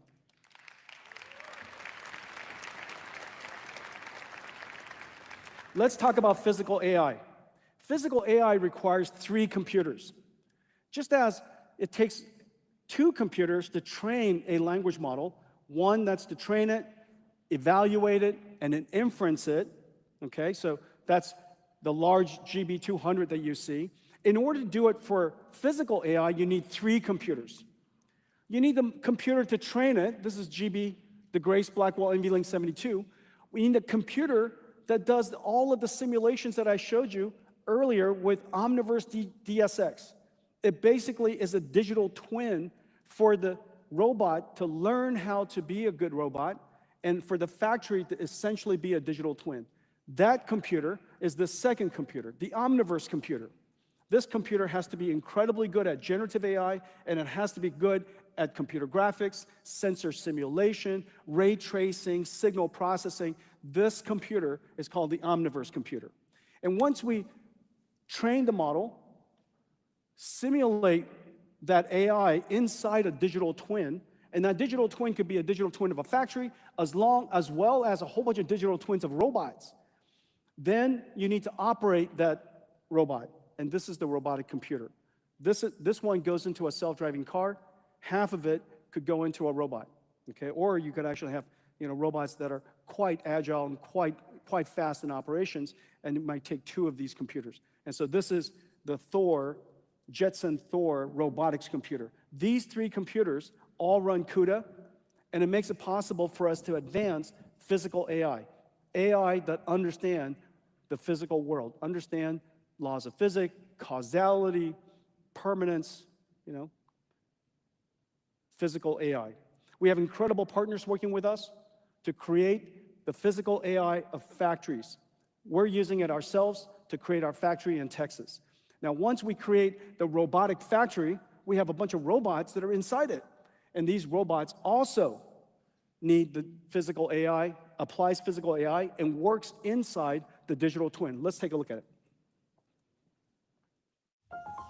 America is reindustrializing, reshoring manufacturing across every industry. In Houston, Texas, Foxconn is building a state-of-the-art robotic facility for manufacturing NVIDIA AI infrastructure systems. With labor shortages and skills gaps, digitalization, robotics, and physical AI are more important than ever. The factory is born digital in Omniverse. Foxconn engineers assemble their virtual factory in a Siemens digital twin solution developed on Omniverse technologies. Every system, mechanical, electrical, plumbing, is validated before construction. Siemens Plant Simulation runs design space exploration optimizations to identify ideal layout. When a bottleneck appears, engineers update the layout, with changes managed by Siemens Teamcenter. In Isaac Sim, the same digital twin is used to train and simulate robot AIs. In the assembly area, FANUC manipulators build GB300 tray modules. Bimanual manipulators from FII and Skilled AI install bus bars into the trays, and AMRs shuttle the trays to the test pods. Then, Foxconn uses Omniverse for large-scale sensor simulation, where robot AIs learn to work as a fleet. In Omniverse, Vision AI agents built on NVIDIA Metropolis and Cosmos watch the fleets of robots and workers from above to monitor operations and alert Foxconn engineers of anomalies and safety violations, or even quality issues. And to train new employees, agents power interactive AI coaches for easy worker onboarding. The age of U.S. reindustrialization is here, with people and robots working together. That's the future of manufacturing, the future of factories. I want to thank our partner, Foxconn. Yang Liu, the CEO, is here. But all of these ecosystem partners make it possible for us to create the future of robotic factories. The factory is essentially a robot that's orchestrating robots to build things that are robotic. You know, this is the amount of software necessary to do this is so intense that unless you could do it inside a digital twin, to plan it, to design it, to operate it inside a digital twin, the hopes of getting this to work is nearly impossible. I'm so happy to see also that Caterpillar, my friend Joe Creed, and his 100-year-old company is also incorporating digital twins in the way they manufacture. These factories will have future robotic systems, and one of the most advanced is Figure. Brett Adcock is here today. He founded a company 3.5 years ago. They're worth almost $40 billion today. We're working together in training the AI, training the robot, simulating the robot, and of course, the robotic computer that goes into Figure. Really amazing. I had the benefit of seeing it. It's really quite extraordinary. It is very likely that humanoid robots, and my friend Elon is also working on this, that this is likely going to be one of the largest new consumer electronics markets, and surely one of the largest industrial equipment market. Peggy Johnson and the folks at Agility are working with us on robots for warehouse automation. The folks at Johnson & Johnson working with us again, training the robot, simulating it in digital twins, and also operating the robot. These Johnson & Johnson surgical robots are even going to perform surgery that are completely non-invasive surgery at a precision the world's never seen before. And of course, the cutest robot ever, the Disney robot. And this is something really close to our heart. We're working with Disney Research on an entirely new framework and simulation platform based on revolutionary technology called Newton. And that Newton simulator makes it possible for the robot to learn how to be a good robot inside a physically aware, physically based environment. Let's take a look at it.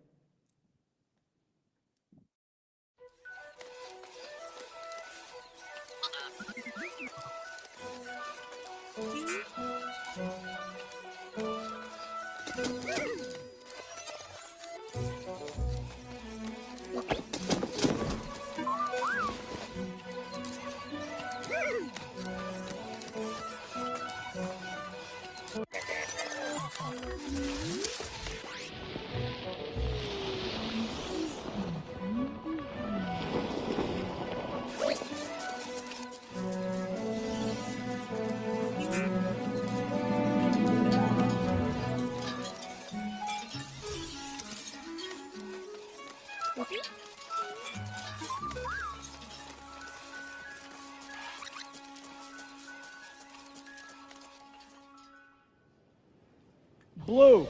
Ladies and gentlemen, Disney Blue. Tell me that's not adorable. He's not adorable. We all want one. We all want one. Now, remember, everything you were just seeing, that is not animation. It's not a movie. It's a simulation. That simulation is an Omniverse. Omniverse, the digital twin. So these digital twins of factories, digital twins of warehouses, digital twins of surgical rooms, digital twins where Blue could learn how to manipulate and navigate and interact with the world, all completely done in real time. This is going to be the largest consumer electronics product line in the world. Some of them are just really working incredibly well now. This is the future of humanoid robotics, and of course, Blue. Okay?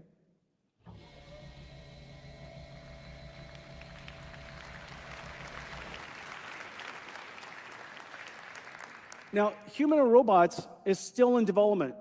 But meanwhile, there's one robot that is clearly at an inflection point, and it is basically here.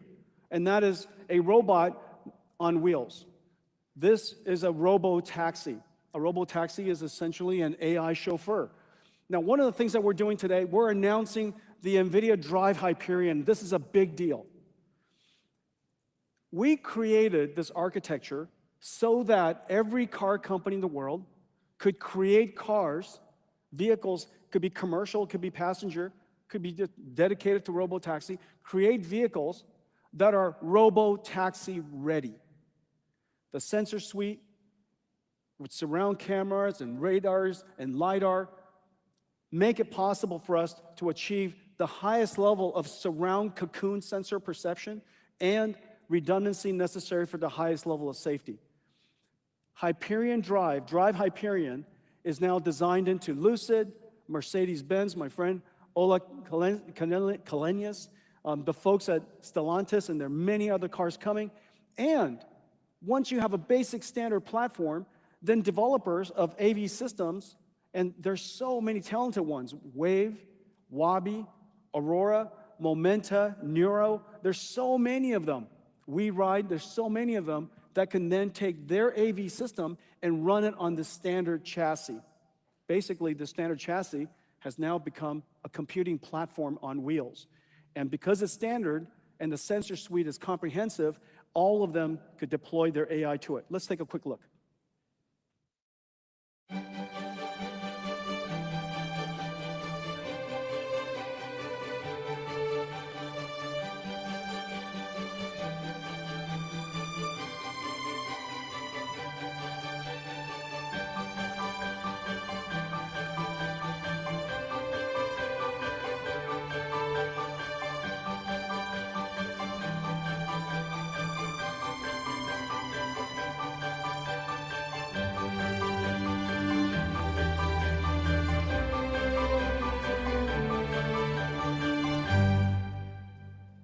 Okay, that's beautiful San Francisco. And as you could see, robo-taxi's inflection point is about to get here. And in the future, 1 trillion miles a year that are driven, 100 million cars made each year. There's some 50 million taxis around the world. It's going to be augmented by a whole bunch of robotaxis. So it's going to be a very large market. To connect it and deploy it around the world, today we're announcing a partnership with Uber. Uber, Dara K, Dara is going to, we're working together to connect these NVIDIA Drive Hyperion cars into a global network. And now in the future, you'll be able to hail up one of these cars, and the ecosystem is going to be incredibly rich, and we'll have Hyperion or robotaxi cars all over the world. This is going to be a new computing platform for us, and I'm expecting it to be quite successful. Okay. So this is what we talked about today. We talked about a large number of things. We spoke about, remember, at the core of this is two platform transitions, from general purpose computing to accelerated computing. NVIDIA CUDA and those suite of libraries called CUDA-X has enabled us to address practically every industry, and we're at the inflection point. It is now growing as a virtuous cycle would suggest. The second inflection point is now upon us. The second platform transition, AI, from classical handwritten software to artificial intelligence. Two platform transitioning happening at the same time, which is the reason why we're feeling such incredible growth. Quantum computing, we spoke about. Open models, we spoke about. We spoke about enterprise with CrowdStrike and Palantir accelerating their platforms. We spoke about robotics, a new, potentially one of the largest consumer electronics and industrial manufacturing sectors. And of course, we spoke about 6G. NVIDIA has new platforms for 6G. We call it ARC. We have a new platform for robotics cars. We call that Hyperion. We have new platforms even for factories, two types of factories. The AI factory, we call that DSX. And then factories with AI, we call that Mega. And so now we're also manufacturing in America. Ladies and gentlemen, thank you for joining us today, and thank you for allowing me to bring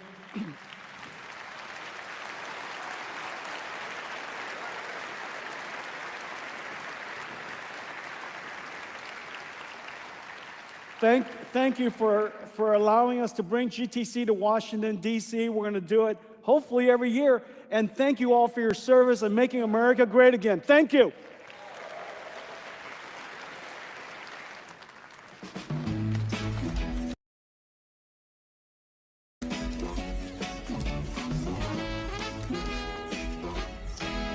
We start with a handshake, solid.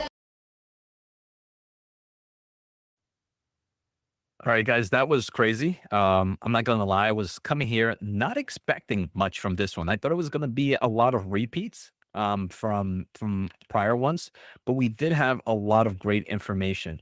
I took quick notes. The ones that really stood out to me first, obviously, that massive revenue number. Right, I have to listen back to the transcript because I don't want to give the wrong numbers, but I don't know if it was for 2025 and 2026, $500 billion expected for Reuben and Blackwell, or if it's starting from now till at the end of 2026 that the revenue number is expected to be somewhere around $500 billion. So it depends within this.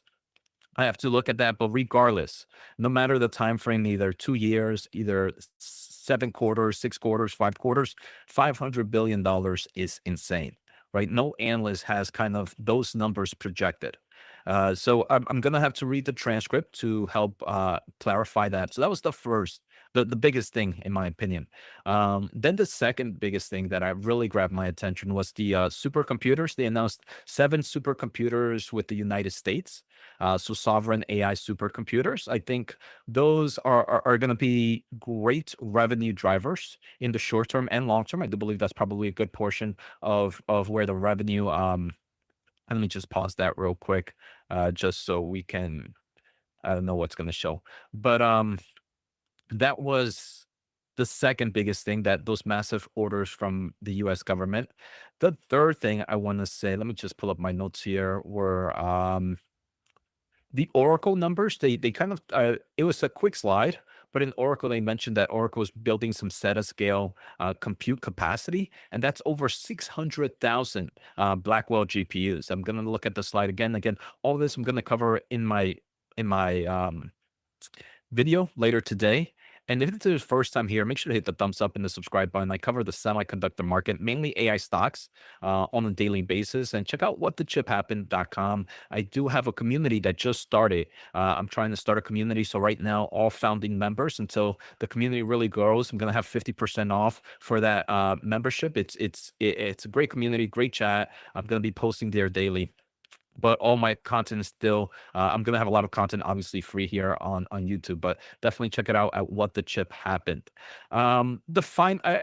So revenue numbers, supercomputer, Oracle numbers, and the last one was the NVLink, which was the NVLink version of the NVLink version of quantum chips. So NVLink right now allows you to connect CPUs and GPUs at a very fast rate. They're trying to do something with that for the quantum space as well. So I want to learn a little bit more about this. And I forgot who mentioned it. I don't know if it was Matt or somebody else who mentioned it at the beginning of this at the beginning of the stream, that it takes time to really digest all this information. We just got like the top end of it, right? But then from the top end, we have to kind of digest it and see how does it open total addressable market in different spaces? What is the potential, right? If this NVQ link goes through and you kind of connect with all these qubits, how much chips do you need for that? How much data do these, if quantum is really working at these crazy speeds, does that mean you need a lot of GPUs to be able to handle this type of connection? So what is the market potential from there? Then again, like the revenue numbers, Reuben is super exciting. The supercomputers, I want to see when the time frame is. Now, on the top line overview, this is, in my opinion, very bullish for the overall AI space. Moments like this make me never want to buy more into the AI players, right? Via your Nvidia or via kind of like those hyperscalers or like your CoreWeave, your Nebias. I know people are very bullish in iron, right? If there's that much demand for chips,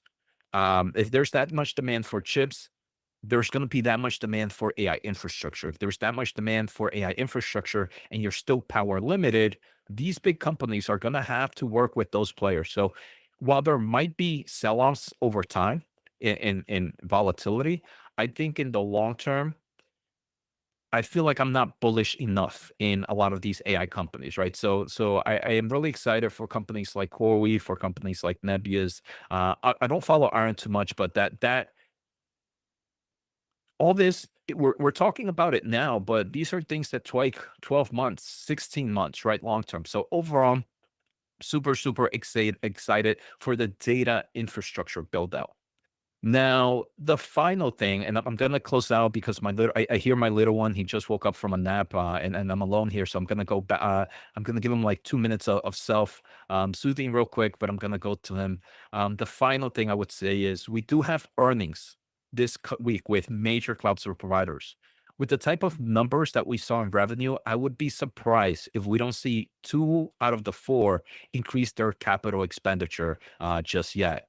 So I'm going to be expecting CapEx to grow from at least 2 out of the 4 players this week. And when the 4, I'm talking about Meta, Amazon, Microsoft, and Google are all announcing.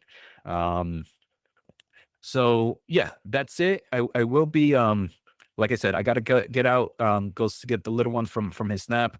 But I will be doing a show later today, and I might end up in amidst live stream for the market close to kind of talk a little bit about this. But take care, guys, and thank you so much for being part of the community. And like I said, if you can, check out whatthechiphappened.com. I'm happy with what I'm building there. So peace out and see you all next time.